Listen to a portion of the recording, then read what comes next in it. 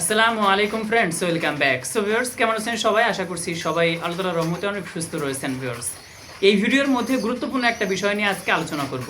অনেকে আপনারা আমাদেরকে নক দেন রেসিং পিজনের বাচ্চা নেওয়ার জন্য। যারা রেসিং পিজন লালন পালন করছেন, যারা আমাদের কাছ থেকে রেসিং পিজনের বাচ্চা নিতে চান, তাদের জন্য আজকের এই ভিডিওটা। অনেকে আপনারা আমাদেরকে নক করছেন হোয়াটসঅ্যাপ ইমুতে, আমাদের কাছ থেকে রেসিং পিজনের বাচ্চা নিতে চান। আমাদের কাছ থেকে কারা রেসিং পিজনের বাচ্চা নেবেন আর কারা রেসিং পিজনের বাচ্চা নেবেন না, সেই বিষয়টা নিয়ে মূলত আজকে আমি আলোচনা করার চেষ্টা করব। খুবই গুরুত্বপূর্ণ, একটু বড় হইলেও আপনারা মনোযোগ সহকারে ভিডিওটা দেখবেন। যারা কবুতর লালন পালন করতে চাচ্ছেন, রেসিং পিজন লালন পালন করতে চাচ্ছেন, খুবই আগ্রহ যাদের, তাদের জন্য আজকের এই ভিডিওটা।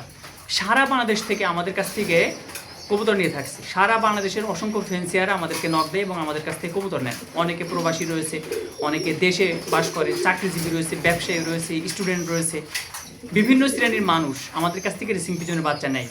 আমাদের কাছ থেকে রেসিং পিজনের বাচ্চা নেয় আইন শৃঙ্খলা বাহিনীর সদস্যরা, আমাদের কাছ থেকে রেসিং পিজনের বাচ্চা নেয় আইনজীবীরা। এক কথায় সর্বস্তরের মানুষরা আমাদের সঙ্গে কন্ট্যাক্ট করে, আমাদের কাছ থেকে রেসিং পিজনের বাচ্চা নিয়ে থাকে।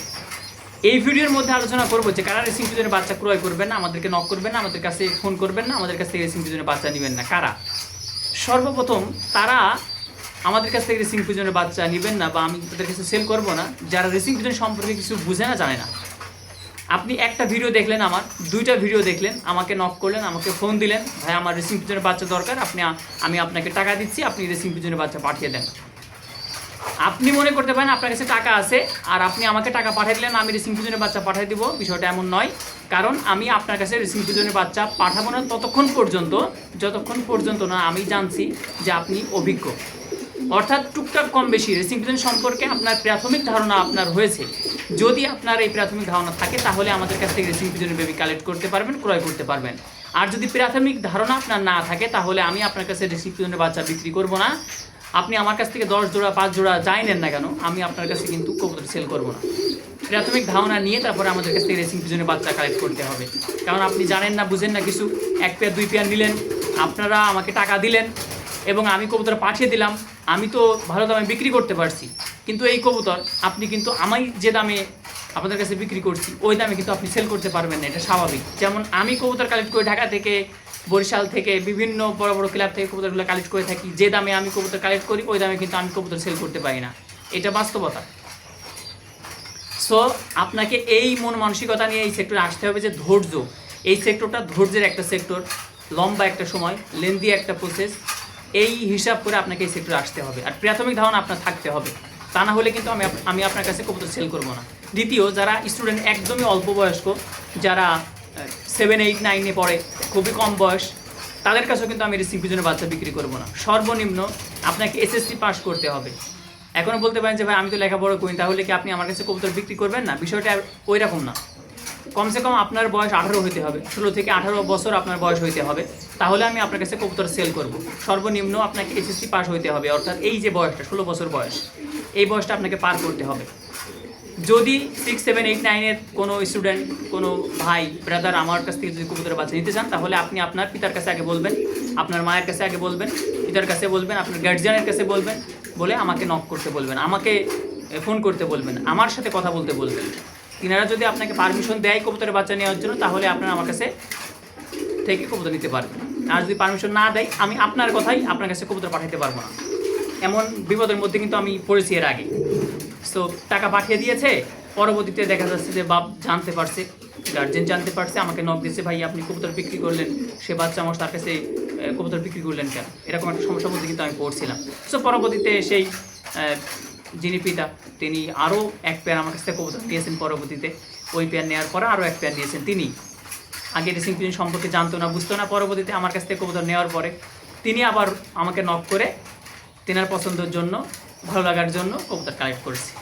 সো আপনি যদি রেসিং পিজন পালনে একদম অনভিজ্ঞ হন, তাহলে আমি আপনার কাছে কবুতর বিক্রি করবো না। প্রাথমিক ধারণা আছে কবুতর কেন দাম বেশি হয়, কবুতরের কোয়ালিটি কী, রেসিং পিজন অরিজিনাল কবুতর কেমন দেখতে হয়, এই প্রত্যেকটা বিষয় আপনাকে জানতে হবে। তারপর আপনারা আমাকে নক করবেন। অনেকে 1-2টা ভিডিও দেখে কবুতর আমাদের কাছে কেনার জন্য অনেকে নক দেন। বাজারের কবুতর দেখতে আর এই কবুতর দেখতে একই রকম, তাহলে এই কবুতরের দাম এত বেশি হবে কেন? এই বিভিন্ন প্রশ্ন থাকে তাদের, যারা একদমই নতুন। সো এই নতুন ফ্যান্সিয়ার যারা রয়েছেন, আপনাদের প্রাথমিক ধারণা নিতে হবে। প্রাথমিক ধারণা থাকলে আমি আপনার কাছে কবুতর বিক্রি করবো, অন্যথায় আপনি অন্য কোথাও থেকে কালেক্ট করবেন ভিউয়ার্স। দেখেন আমার কবুতর যদি আমার লফটে থাকেও, কবুতর যদি বিক্রি নাও হয়, এরপরেও কিন্তু আমি আপনাদের কাছে কবুতর বিক্রি করবো না, কারণ পরবর্তীতে ঝামেলার মধ্যে পড়তে হয়।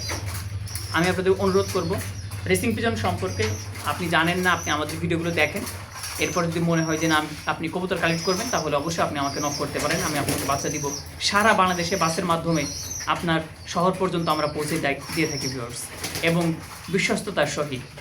সো রেসিং পিজনের বাচ্চা আমরা যখন কালেক্ট করি তখন আমাদেরকেও কিন্তু 1টা 2টা 3টা রাস্তায় দাঁড়ায় থাকতে হয়, শহরে যাইতে হয়, নিয়ে আসতে হয় কালেক্ট করতে গেলে। সো আমি আপনাদের অনুরোধ করব, কবুতর লালন পালন শেখেন, বুঝেন, রেসিং পিজন সম্পর্কে জানেন, এরপরে কবুতর কালেক্ট করেন, এর আগে নয়। সো আমি তো প্রথমেই বললাম যে কবুতর আমরা কিন্তু বিক্রি করতে পারবো, আপনি বিক্রি করতে পারবেন না প্রথম পর্যায়ে। আমি মোটা অঙ্কের টাকা বিক্রি করতে পারছি, মোটা অঙ্কের টাকা কিন্তু আমি পাচ্ছি কবুতর বিক্রি করে, কিন্তু আপনি পারবেন না। তাহলে আপনাকে কি করতে হবে? আপনাকে ধৈর্য ধারণ করতে হবে। আপনি যদি ধৈর্য ধারণ করতে পারেন তাহলে এই সেক্টরে আপনার জন্য সফলতা আছে, অন্যথায় আপনার জন্য সফলতা নাই। জাস্ট আপনি 1 পেয়ার কালেক্ট করলেন, 2 পেয়ার আপনি কালেক্ট করলেন, কালেক্ট করে মনে করলেন যে আপনি সফল হয়ে গেছেন, তাহলে চলবে না। কবুতর বাড়াইতে হবে, 4-5 পেয়ার কালেক্ট করতে হবে। যদি আপনি একবারে না পারেন তাহলে 4-5 পেয়ার কালেক্ট করেন এবং লালন পালন করেন। কবুতর মারা যাবে, অসুস্থ হবে, কবুতর হারিয়ে যাবে, বিভিন্ন সমস্যা হইতে পারে। তো এটাকে আপনাকে এই সময় আপনাকে ধৈর্য ধারণ করতে হবে, তারপর আপনার সফলতা আসবে ভিউয়ার্স। অসংখ্য কবুতর আমার মারা গিয়েছে, হারিয়ে গিয়েছে, চলে গিয়েছে, এখনও পর্যন্ত কবুতর ছাড়লে 2-1টা হারায়। সো আমরা ভেঙে পড়িনি, আমরা লেগে আছি। কবুতর বিক্রি হয়নি, দীর্ঘ 8 থেকে 10 বছর কবুতর বিক্রি করতে পারিনি। কবুতর লালন পালন করেছি, লেগে আছি। পরিবার থেকে আমাকে সহযোগিতাও করছে। ওই সময় আমার দাদু ছিল, আল্লাহ তাআলা আমার দাদুকে মাফ করে দেন, আল্লাহ তাআলা আমার দাদুকে জান্নাতুল ফেরদৌস দান করেন। দাদু মারা গিয়েছে 2021 সালের 7 তারিখে, জানুয়ারি 7 তারিখে মারা গিয়েছে। সো দাদু আমাকে সাপোর্ট করছিল, এই কবুতর দাদু আমাকে কিনে দিয়েছিল।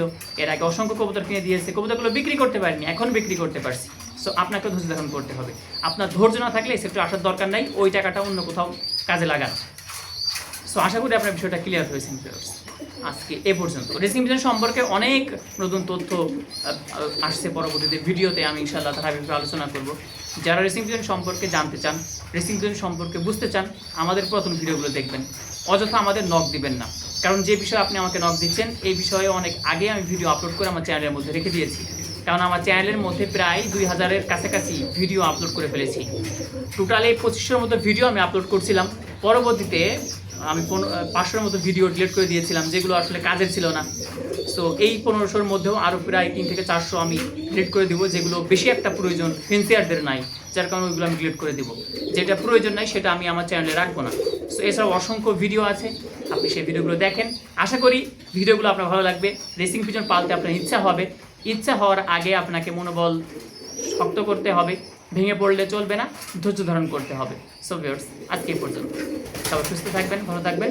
আসসালামু আলাইকুম ওয়া রাহমাতুল্লাহি ওয়া বারাকাতুহু।